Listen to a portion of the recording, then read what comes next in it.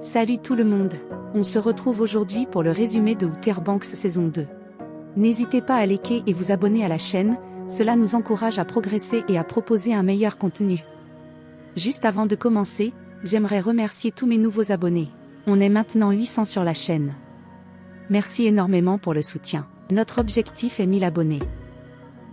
Alors n'hésitez pas pour qu'on puisse continuer à sortir de nouvelles vidéos. Aujourd'hui, nous allons récapituler les 4 intrigues principales et la fin de la série. La première des 4 intrigues principales était l'or. La saison 1 s'est terminée avec Cameron Ward transportant l'or aux Bahamas, et John B et Sarah ont été sauvés par un bateau qui s'y rendait. Ils se sont donc associés au capitaine Terrence, à Cléo et à Stubb pour tenter de récupérer l'or. Et ils ont réussi pendant 1 minute. Malheureusement, Raph a accidentellement tiré sur Sarah, et à la fin, la police des Bahamas a récupéré l'or avant qu'ils ne puissent partir avec. La deuxième des 4 intrigues majeures était l'enquête criminelle. Après son retour, John B est arrêté pour le meurtre du shérif Peterkin. Mais Kiara, Pop et Gigi ont trouvé le pistolet que Cameron avait laissé tomber dans le tuyau de drainage et l'ont donné à Shoop. Shoop l'a donné au SBI et la balistique correspondait à l'arme du tarmac. En plus de ça, les empreintes de Raph ont été trouvées sur les douilles de balles. Donc John B a été relâché, et Raph a été arrêté. Mais Raph n'était pas le seul criminel. John B avait échangé une fausse clé à Carla contre une cassette dans laquelle Gavin révélait ce que Raph et Cameron avaient fait à l'aéroport dans la saison 1. La police a donc essayé d'arrêter Cameron, mais il s'est apparemment fait exploser après avoir fait un discours sur le fait que le capitaine allait couler avec son navire. Ce n'était qu'une ruse. Cameron s'était faufilé hors du bateau en tenue de plongée. Mais c'était un tour intelligent. Car il avait aussi enregistré une cassette d'aveu et dit qu'il avait tué le shérif Peterkin alors que c'était en réalité son fils Raph. Mais à cause de cette cassette, la police a laissé Raph le fou en liberté. Cela nous amène à la 3e grande intrigue de la saison 2. La croix de Saint-Domingue. La légende dit qu'à l'intérieur de la croix se trouve le vêtement du sauveur. Ce vêtement était censé pouvoir guérir les malades de toute maladie. Carla Limbray était mourante. C'est pourquoi elle voulait la croix. Raph la voulait parce qu'il avait découvert que les banques avaient annulé leurs prêts sur l'entreprise familiale. Ils avaient donc besoin de 1,7 million de dollars au plus vite. Et l'époque voulait la croix parce que, eh bien, c'est ce qu'ils font. Ce sont des chasseurs de trésors. Mais cette fois, c'était plus que ça. C'était personnel car il s'avère que Pop est un descendant du Tani. Donc les Pop ont fait une autre chasse au trésor. D'abord, ils ont trouvé le chêne des anges où l'ancêtre de Pop, Tani, avait enterré sa femme Cecilia. Comme le tableau de la salle de l'île avait un trou de serrure sur l'arbre, Gigi a été assez malin pour regarder dans le creux de l'arbre et il a trouvé une lunette avec l'inscription « Tu es arrivé jusqu'ici. Ne faiblis pas.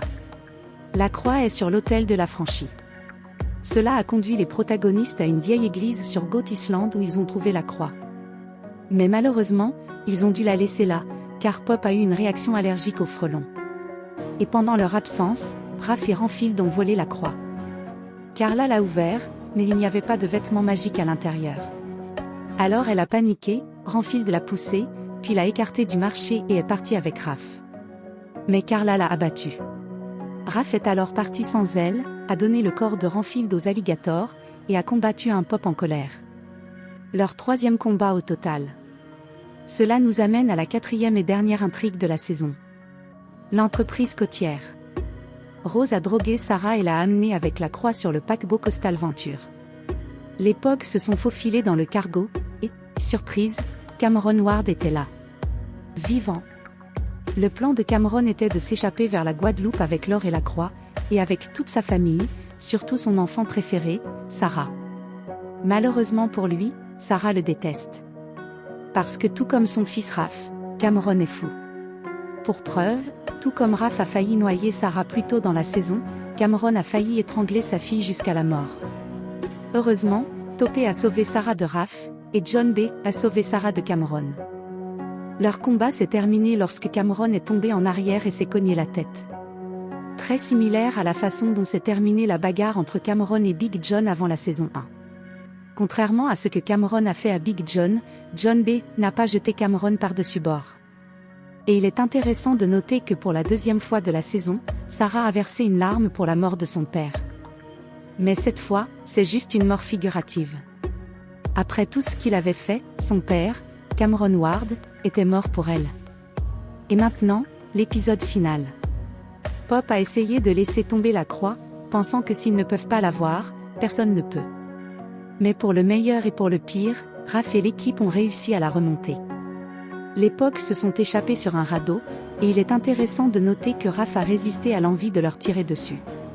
Très probablement, c'est parce que plus tôt dans la saison, Raph avait accidentellement tiré sur sa sœur. Et il ne voulait pas que cela se reproduise.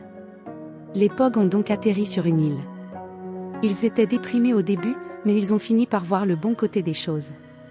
Ils avaient les vagues et ils étaient ensemble. Leur groupe d'origine de 4 personnes était maintenant fort de 6 personnes. Pendant ce temps, Cameron Ward est en route pour leur propre île la Guadeloupe. Il a l'or et il a la croix.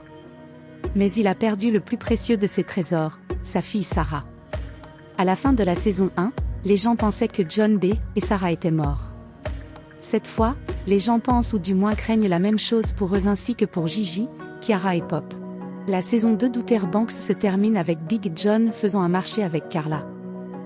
Il lui promet de l'aider à trouver le linceul magique qui n'était pas dans la croix, si elle aide son fils. J'espère que vous avez aimé la vidéo, n'hésitez pas à donner votre avis en commentaire, à liker et à vous abonner pour me soutenir. À bientôt.